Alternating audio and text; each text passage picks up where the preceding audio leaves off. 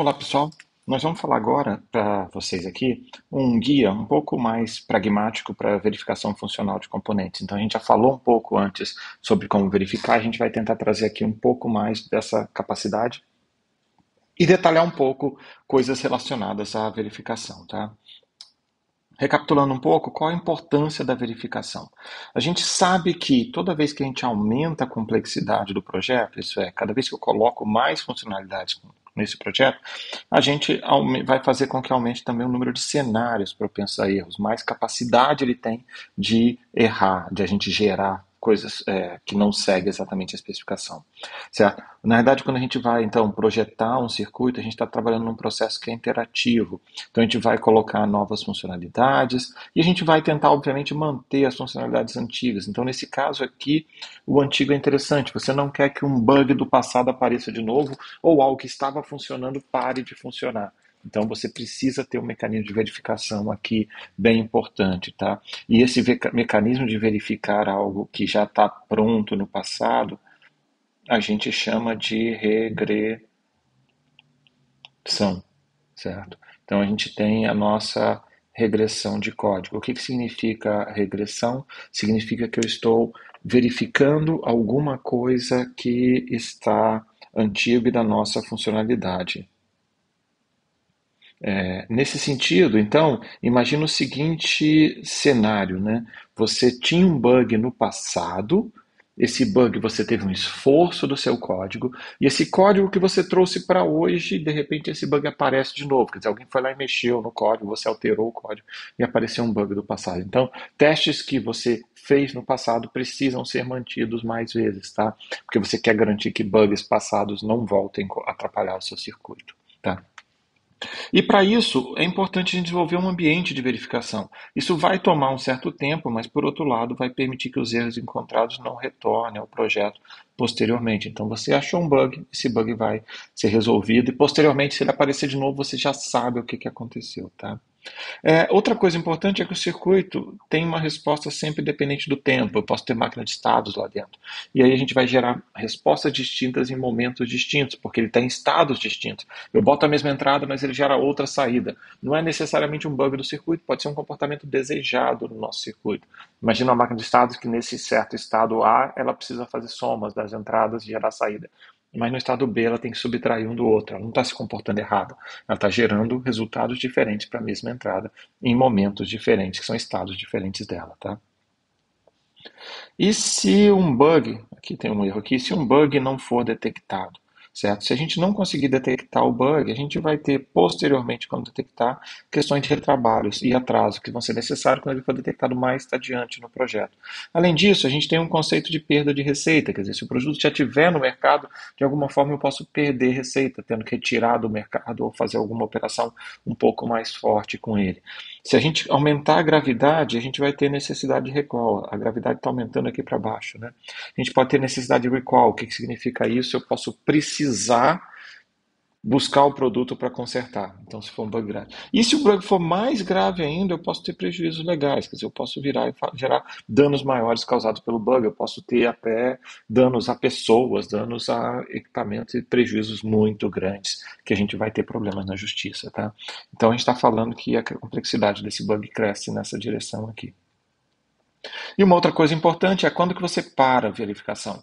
Se você pensar que você tem algum objetivo de cobertura, você quer testar algumas coisas, você pode parar quando você alcançar esses testes. Por exemplo, número de linhas do código, número de entradas, número de máquinas de estados. Ou quando você alcançar o que a gente chama de cobertura da funcionalidade. O que significa isso? Eu garantir que todas as funcionalidades do meu circuito estão ok e eu pego e funciono bem para aquelas entradas e naquela funcionalidade. No exemplo que a gente usou anteriormente, eu sei que todas as somas estão somando no momento de fazer soma, e no momento de fazer subtração, ele está sempre fazendo subtração. Tá? Ou outra alternativa também é a gente parar quando a gente alcançar um objetivo de desempenho. No fundo, a gente está falando muito bug funcional, mas a gente tem bug de desempenho também. Isso quer dizer, o seu circuito pode estar mais lento do que o que você esperaria, e você precisa descobrir o que está causando isso. Tá? Então, a gente tem limite de temporização ou mesmo consumo de energia aqui.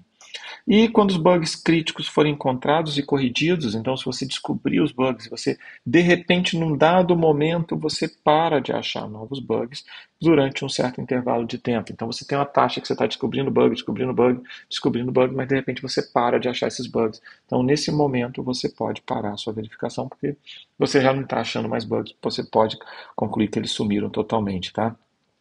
E por fim, quando você não tem mais recurso disponível, você reservou 2 semanas para poder fazer verificação, acabaram as 2 semanas, de repente esse é o seu critério. Você vai verificar por 2 semanas. Ou você não tem recurso, por exemplo, financeiro ou tempo para fazer o seu circuito e para operar esse circuito, tá? Essa verificação. E a gente vem aqui para falar um pouquinho da cobertura de verificação. Uma das métricas para avaliar um circuito é a cobertura do que está sendo testado, que está sendo verificado aqui. Então a gente está falando, por exemplo, de cobertura de entradas. Então, quando a quantidade de entradas que foram utilizadas nos estímulos. Imagina que eu tenho um circuito que tem uma entrada, um sinal de 3 bits, mas somente 4 valores de entradas foram fornecidos. Então, nesse momento, a gente vai falar que a gente tem uma cobertura de 50%, porque 4 das 8 possíveis entradas foram vistas. Como o sinal de 3 bits, eu estou supondo que 2 ao cubo 8, que ele tem 8 possíveis entradas. Nem sempre as 8 precisam ser válidas, mas eu estou fazendo a conta como as 8 válidas aqui, tá? A outra alternativa é a cobertura de estados. É a quantidade de estados do circuito que foram percorridos pelos estímulos. O que significa isso? Eu tenho uma máquina de estados com 10 estados, mas eu só consegui passar por 7 deles. Então a minha cobertura é de 70%. E a cobertura de código, que é a quantidade de linhas do código que foram percorridas pelos estímulos. O que significa isso? Eu tenho um código de 100 linhas, se 80 delas foram estimuladas pelo código, a cobertura é de 80%. Mas observa que só para poder ligar esses itens, a gente não tem a garantia de que eles são suficientes. Mas eles podem ser uma métrica muito interessante de cobertura. Quer dizer, eu posso estar numa máquina de estado, eu posso estar num certo estado, mas eu não estimulei esse estado corretamente. Eu posso estar numa certa linha de código, mas eu não dei estímulo completo para essa linha de código. Um, um exemplo interessante aqui, imagina que você tenha if x 0, certo? Você quer estimular essa linha com x, com valor 0 e x com valor 1, e não simplesmente passar nessa linha uma vez e falar que ela está funcionando. Tá? Então, agora a gente vai pegar um pouquinho para olhar um pouco mais sobre níveis de verificação. Quer dizer, o que eu consigo verificar, quais são os graus de verificação. E aqui o nosso nível está levando em conta a quantidade de coisas que eu coloco para verificar.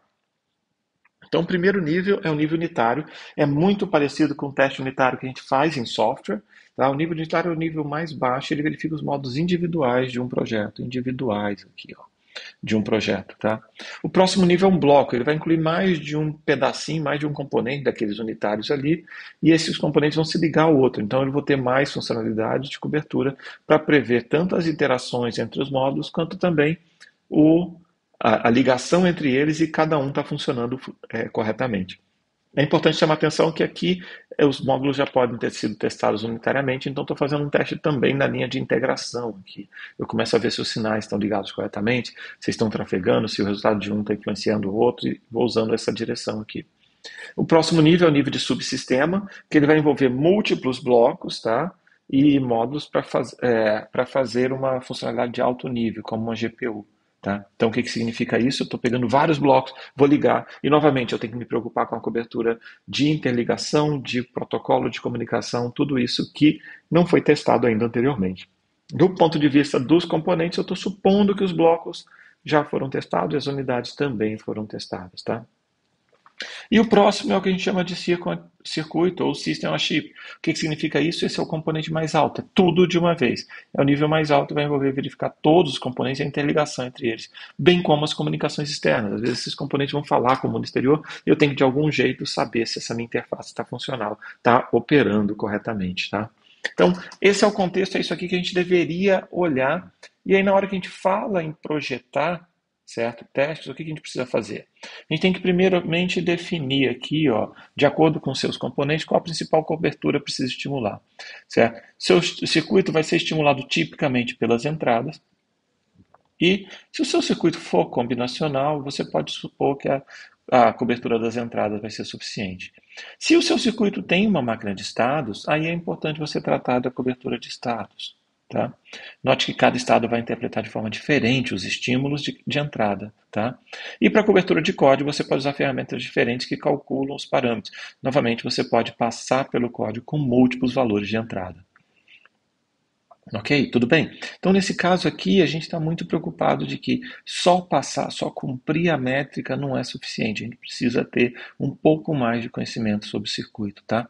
E aí entra uma outra coisa importante, que cobertura de entrada, apesar de parecer uma coisa razoavelmente fácil, a gente pode pensar e tentar olhar aqui processadores, por exemplo, hoje em dia, você tem processadores de 64 bits. O simples fato de você ter que colocar 2 a 64 para poder preencher um valor de 64 bits pode ser impraticável muitas das vezes, tá? Então, nesse cenário, você precisa de algum jeito tentar olhar e testar os limites do seu circuito, tá? Bom, só considerando aqui o circuito da tabela verdade que está aqui abaixo, né? Ele possui duas entradas, A e B, A e B, e uma saída C. E aqui eu estou falando que quando A igual a zero, B igual a zero, eu tenho C igual a 1. Quando A igual a zero, B igual a 1, eu tenho C igual a zero. Quando A igual a 1, B igual a zero, eu tenho C igual a 1. Quando A igual a 1, B igual a 1, eu tenho C igual a zero. Nesse caso, ele é um circuito completamente combinacional, então basta a gente testar essas quatro combinações. Potencialmente eu posso querer testar a temporização, mas aqui não é, nós não estamos falando nesse cenário, tá? Se existia uma máquina com cinco estados ali dentro dele, e essa aqui é só a entrada, uma coisa que a gente pode vir a ter que fazer é testar esses cinco estados com as quatro entradas. O ponto crítico aqui é testar cada uma das quatro entradas possíveis para cada um dos cinco estados que eu tenho lá dentro. Mas nem sempre a gente consegue fazer isso em apenas 20 tentativas, né? Quer dizer, o 5 vezes 4 ali me dá 20 combinações. Nem sempre eu consigo fazer isso nas 20 combinações. Eu posso precisar de mais combinações para chegar até a nossa resposta, ao nosso resultado final, tá? E aí, se eu inverter essa saída, observa que a gente pegou essa saída aqui e ela foi invertida. Isso aqui é um bug e a gente precisa fazer no circuito combinacional. Eu preciso estimular o com A igual a 1, B igual a 1. Uma característica importante, gente, é que eu não sei que esse bug existe muitas das vezes, tá? Eu vou descobrir esse bug na hora que eu fizer o estímulo e aí eu vou saber a entrada correta, tá? Num circuito sequencial, aí tem um ponto bem crítico aqui. O que que acontece? Eu nem sempre consigo trafegar por todos os estados para chegar rapidamente nesse bug. Então a gente precisa tentar olhar como fazer essa combinação antes de gerar a saída correta, tá? Aqui só para dar um exemplo de uma máquina de estados, nós temos uma máquina de estados, olha, para x igual a zero, ela percorre esse elemento, essa sequência aqui, ó, enquanto x é zero. Agora, quando x é 1, o que que a gente tem aqui? A gente tem algumas combinações que vão para o nosso estado D e temos uma que vai para o nosso estado A. Tá? Então, o que que a gente precisa fazer? A gente precisa testar entrada 0 e entrada 1 em cada um dos estados. Só que se a gente começa no estado A e coloca x igual a zero, a gente já vai para o B. E do B não dá para voltar para o A, né? Porque o B eu não volto diretamente para o A. Uma das formas é ir para o C e voltar, ou ir para o D e voltar. Mas não dá para ir direto do B para o A. Então a gente precisa olhar isso. E nem sempre a gente consegue um caminho mínimo aqui definido claramente pelo nosso algoritmo mais simplista. A gente pode ter que inspecionar o circuito mais profundamente para descobrir essas transições desejadas, tá?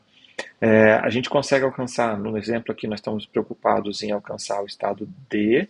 Para fazer isso, a gente pode fazer esse caminho, né? X igual a zero, x igual a zero no A, no B, no C, mas a gente também pode virar e tentar olhar outras alternativas para o nosso circuito, que é no próprio A colocar x igual a 1. Aqui nós não estamos disputando corrida, a gente precisa tipicamente testar os dois caminhos, tá? A gente não está querendo ver quem é mais rápido, está querendo ver como implementar isso aqui na nossa máquina de estados, tá? Bom, como é uma máquina de Moore, a gente não vai ter que se preocupar com as saídas dependentes de entradas, mas é importante olhar as transições de estados e saídas, tá bom? E aí eu vou pegar exatamente essa máquina de estados e a gente vai injetar um erro, né? Então esse E aqui, que vinha para o D, então a gente tinha um circuito onde ele vinha para cá, agora ele mudou para cá. O que que acontece agora? Esse erro só vai poder ser detectado se eu tiver no estado E com x igual a 1, tá? E nem sempre é simples alcançar o estado E, a gente já sabe, eu posso fazer x igual a 1, x igual a zero, ou x0, x0, x0, x1. Então a gente consegue fazer cada uma dessas combinações. Nem sempre é simples alcançar esse estado, né? E um ponto crítico é que a gente precisa tentar detectar que essa entrada foi errada, detectar que esse circuito está operando de um jeito diferente. E aqui é o outro cenário que a gente tem para poder fazer esse tipo de análise, tá bom? Ok? Então, pessoal, é isso aqui que eu tenho para vocês nesse vídeo. Eu vou gravar logo na sequência um vídeo mostrando um pouco mais disso aqui no código, certo? Vou tentar trazer essas figuras e mostrar no código para a gente poder entender o que que acontece com o nosso circuito como um todo, tá? Ok, pessoal? Então, até mais para vocês. Tchau, tchau.